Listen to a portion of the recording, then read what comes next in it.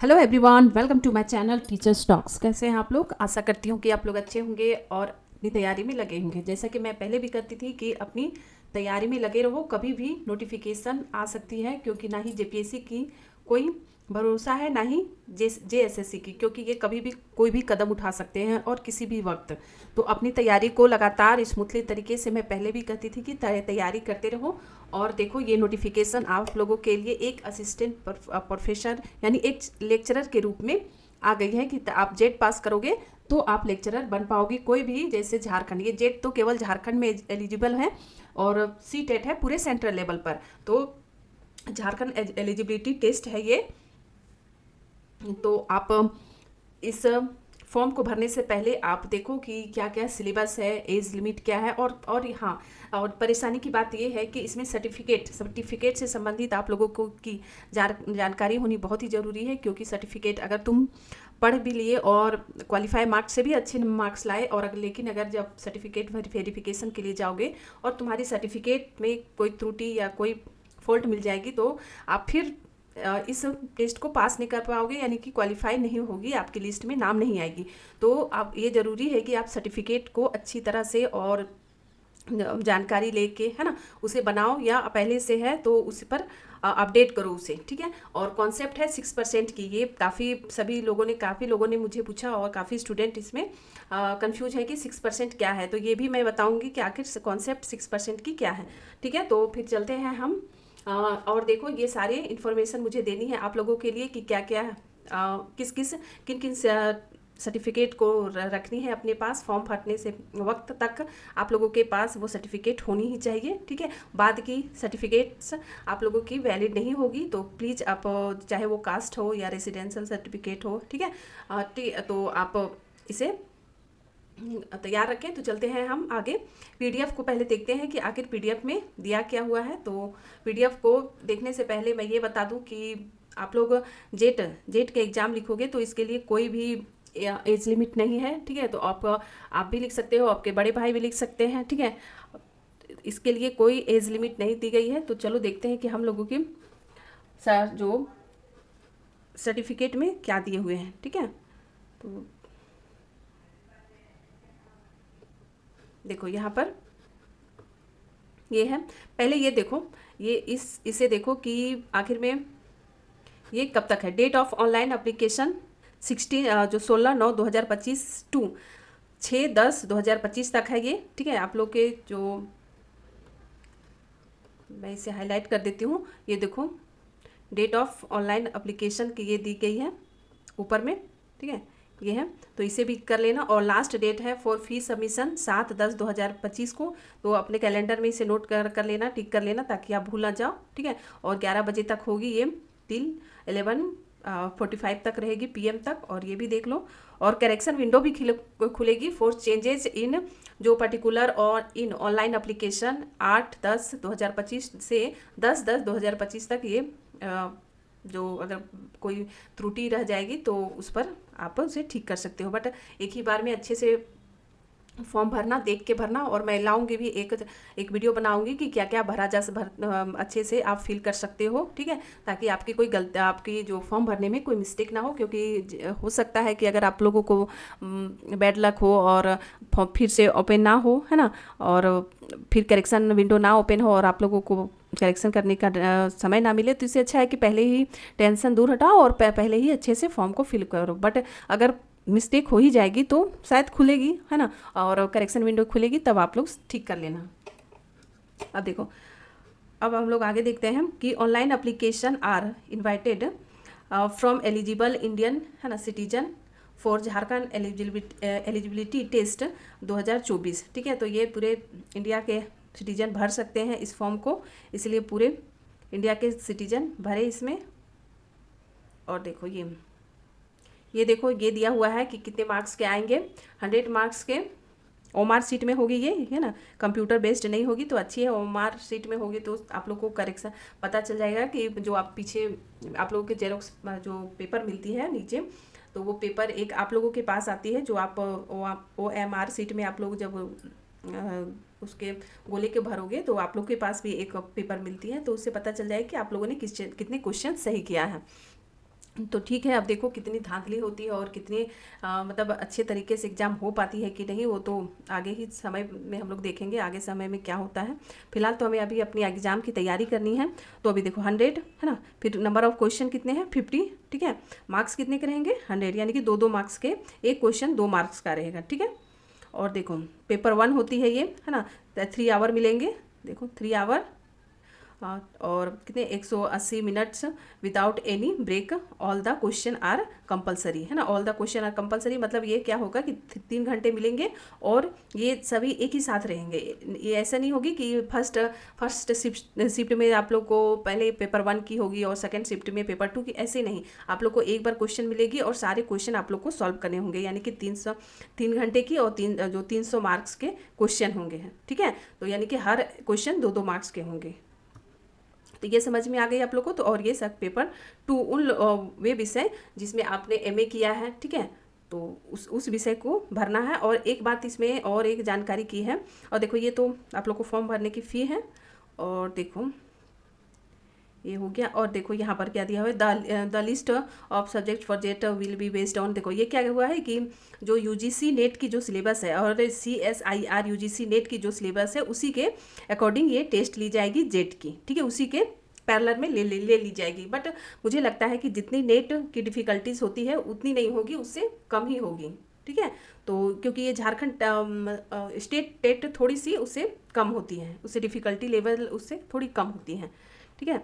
और देखो medium of question paper, तो क्वेश्चन पेपर बाइलिंगुअल आएगा। The medium of question paper shall be in English and Hindi only expect for the language paper, है ना। In case of any ambiguity in the translation construction, और जो क्या होगा कि हिंदी और इंग्लिश में दोनों होगी, लेकिन क्या होगा जो इसकी अगर मान लो कि जेपीएससी अगर कोई किसी क्वेश्चन में गलती कर दिया, तो आप लोग अगर उस क्वेश्चन को लेकर जाओगे और कहोगे कि ये क्वेश्चन गलत है, तो उसकी जो वर्जन है इंग्लिश वर्जन को सही माना जाएगा, ना कि हिंदी वर्जन को, ठीक है। तो इंग्लिश वर्जन ही देखो, English version shall be treated as final and the decision of JPSC shall be final in the regard, ठीक है, इन दिस रिगार्ड, ठीक है। तो ये सब होंगे। तो आप लोग इंग्लिश को भी देखना, अगर किसी क्वेश्चन में लगे कि कोई दिक्कत है ना, तो आप उसका इंग्लिश वर्जन भी देखना, ठीक है। और देखो ये सब है मार्किंग, है ना, यानी कि कैरीज 2 मार्क्स, ये सब है। For each correct response candidate will be get 2 marks, ठीक है। और नो नेगेटिव मार्किंग, ये याद रखना कि अभी नो नेगेटिव मार्किंग, है ना, फॉर इनकरेक्ट रिस्पॉन्स, ठीक है। तो आप लोग पूरी तरह से सारे क्वेश्चन को ही सॉल्व करके आना, ठीक है। नहीं भी आए फिर भी उस पर सॉल्व कर देना, ठीक है। तो अभी तो किसी तरह की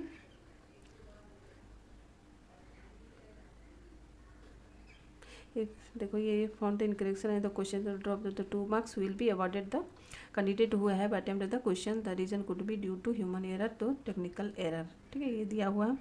और देखो ये सब क्या दिए हुए हैं, देखो एलिजिबिलिटी है ना, क्राइटेरिया दिया हुआ है फॉर जेटेड। तो ये देखो ये सारे मैंने पढ़ लिया है, तो मैं इसका एक देखो यहाँ पर दिया PhD डिग्री होल्डर्स हो सारे दिए हुए हैं। तो इसकी मैं एक देखो ये सारे बहुत सारे हैं, यानी कि टोटल 37 पेजेज हैं। देखो सबके लिए शेड्यूल कास्ट, शेड्यूल ट्राइब, ये सब भी दिए हुए हैं। देखो ये भी दिया हुआ है, मेडल, फर्स्ट प्लेस, ये सब रिजर्वेशन, है ना। अब देखो और इसकी फ़ोटो, हस्ताक्षर, ये सारे दिए हुए हैं।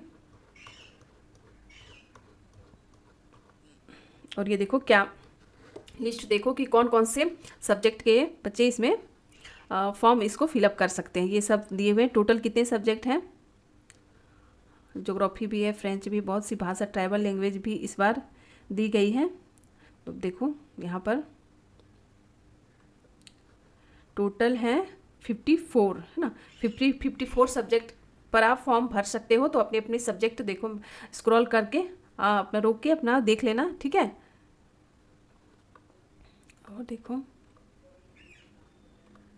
और OMR, है ना, मोड ऑफ एग्जामिनेशन, देखो यहाँ पर ये सब पढ़ लेना थोड़ा, ठीक है, क्या दिया हुआ है। अगर मैं डिटेल में इसे पढ़ने लगी तो आप लोग बहुत लेंदी ये वीडियो बन जाएगी, इसीलिए मैं इसे थोड़ी सी धीरे स्क्रॉल कर रही हूँ ताकि आप लोग इसे पढ़ लेना। वो इस उसी क्या लेके जाना है ना एग्जामिनेशन हॉल में, और कैसे गोला भरना है। देखो each question has be four, देखो तो मार्क्स होता है जी बी सी डी यू है। ये तो आप लोगों ने एग्ज़ाम दिया होगा, तो जैसे होती है कि ABCD होती है, जो फर्स्ट बार दे रहे हैं उनके लिए ABCD इस तरह के होते हैं, और क्वेश्चन जिसका सही होता है उस गोले को भरना होता है, वही दिया गया है इसमें। ठीक है,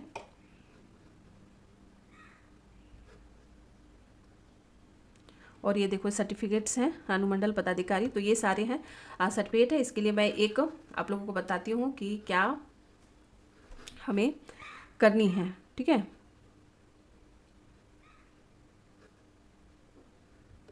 शॉर्ट वीडियो है ना, यानी कि आप लोग को समझाने के लिए मैं बहुत ही प्रेजेंटेशन के साथ आप लोग को समझा रही हूँ कि किन किन और क्या क्या क्वालिफिकेशन होनी चाहिए। तो अब उसे पढ़ने के बाद मैं ये सॉल्यूशन निकाली हूँ ताकि आप लोगों को मैं अच्छी तरह से समझा सकूँ। तो चलते हैं हम लोग अपने इसमें। और देखो सबसे पहले है कि क्वालिफिकेशन क्या होनी चाहिए, भारत का नागरिक हो। ठीक है, वो भारत का नागरिक होना चाहिए, यानी कि पूरे इंडिया के लोग यहाँ पर फॉर्म भर रख सकते हैं जेट का। बट देखो MA और PG में जो जनरल हैं उन लोगों के लिए है। ठीक है, जनरल के लिए है, और EWS के लिए है 55, और 50 है OBC और SC ST SC के लिए, उसके लिए है 50% मार्क। ठीक है, यहाँ पर मैं लिख देती हूँ, यहाँ 50% मार्क्स लानी है। ठीक है, और इसमें जनरल और EWS के लिए 55 ये हो गया।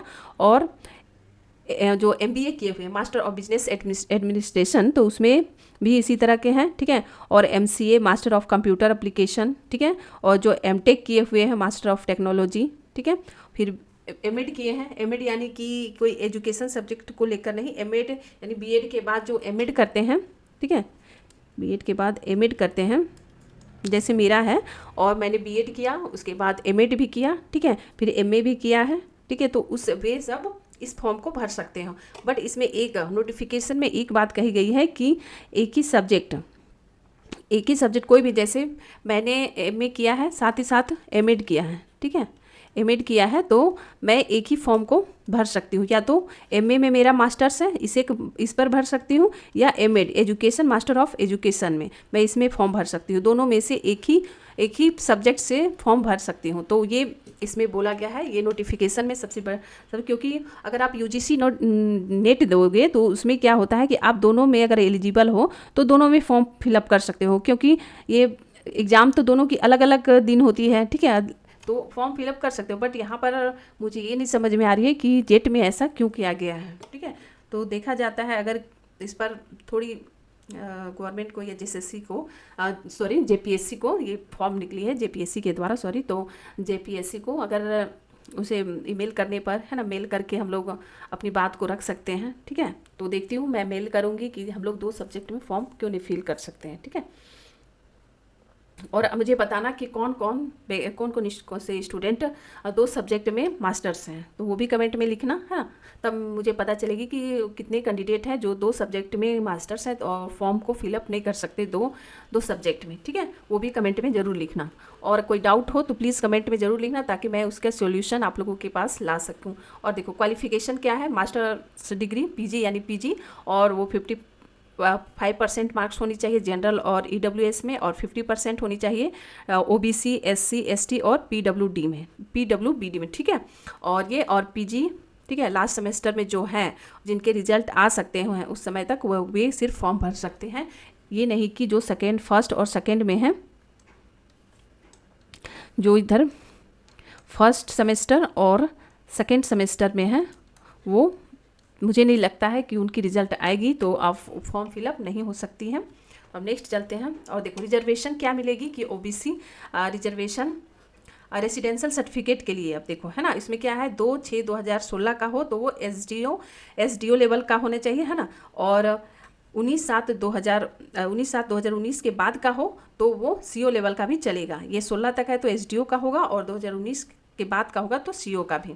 और कास्ट सर्टिफिकेट क्या होनी चाहिए, फाइनेंशियल ईयर 2025 तक जो ईडब्ल्यूएस के सर्टिफिकेट बनाओगे, क्योंकि उसकी हर साल वे सर्टिफिकेट बनानी पड़ती है, क्योंकि वो शायद एक ही साल के लिए वैलिड होती है, 1 ईयर के लिए। तो फाइनेंशियल ईयर ये इस साल 2025 की होनी चाहिए। और देखो पीडब्ल्यू के लिए और देखो पर्सन विथ, है ना, बेंचमार्क, ये इसकी फुल फॉर्म है। डिसेबिलिटी ये होनी चाहिए, ये इसकी फुल फॉर्म है। तो लोगों के लिए भी कास्ट सर्टिफिकेट इसी तरह फाइनेंशियल ईयर 2025 के लिए ही होनी चाहिए। अब देखो रिजर्वेशन क्या होनी चाहिए जीपीएससी में। जीपीएससी ने में जो रिजर्वेशन की क्राइटेरिया क्या बनाई है कि देखो residential certificate of Jharkhand 2/6/2016 SDO level पर, और 19/7 जो अभी मैंने बोला 2019 के लिए सीओ लेवल पर, जो अभी पहले मैंने बताया वही दिया है। और देखो कास्ट सर्टिफिकेट मस्ट इम्पॉर्टेंट, ये कास्ट सबको परेशान करता है, ठीक है। तो कास्ट सर्टिफिकेट, ठीक है, ये इसके लिए आप लोगों को ध्यान देनी होगी कास्ट सर्टिफिकेट के लिए। और अगर अभी टाइम है तो फटाफट से सब अप्लाई कर दो और अच्छे से सारे फॉर्मेट के अनुसार आप बना दो। देखो सारे मैंने पढ़ के ही आप लोगों को इस तरह से पूरी निचोड़, एक तरह से वो 23 पेजेस थे, उनकी निचोड़ के रूप में मैं इसे यहाँ लाई हूँ और आप लोगों को समझाने के लिए। तो please subscribe my channel and like the video, और प्लीज़ शेयर करो अपने दोस्तों के साथ जिसे इसकी ज़रूरत है, इस जानकारी की ज़रूरत है। तो please subscribe my channel and like the video. और चलते हैं, अभी और भी जानकारी है, ठीक है। और देखो ये होनी चाहिए कास्ट सर्टिफिकेट 10/5/2023, ठीक है, और 25/2/2019, ठीक है, 22, ये सब है। और देखो सारा दिया हुआ है। और देखो यूजीसी नेट, अब देखो कि इसकी मैंने बताया था ना कि इसकी सिलेबस क्या होगी, तो ये जस्ट लाइक यूजीसी नेट की ही तरह है, बट इसकी जो डिफ़िकल्टी लेवल है वो थोड़ी कम होगी, ठीक है। तो इसमें भी जेट में भी आपको फेलोशिप मिलेगी, ठीक है, आपके अंक के अनुसार। और जेआरएफ जैसे ये यूजीसी नेट एक तरह से क्या है, ये सेंट्रल लेवल की एग्ज़ाम होती है प्रोफेसर लेक्चरर के लिए।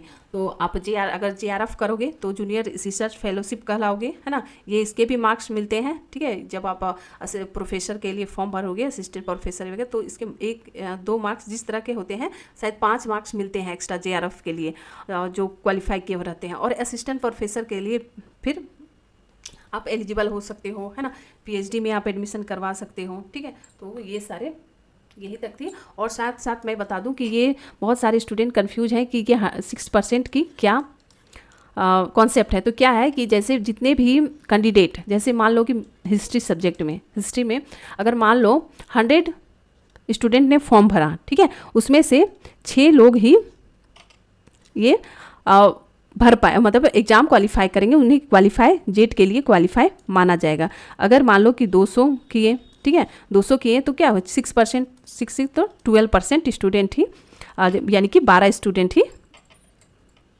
इसे क्वालिफाई माने जाएंगे, ठीक है। तो इस तरह के हैं, ठीक है, यानी कि 100 में 6, ठीक है। अगर मान लो कि 1000 है, ठीक है, तो उसे 6% कर लो, ठीक है, 1000 का 6% कर लो। तो इसी तरह से ये कॉन्सेप्ट किया गया है, ठीक है।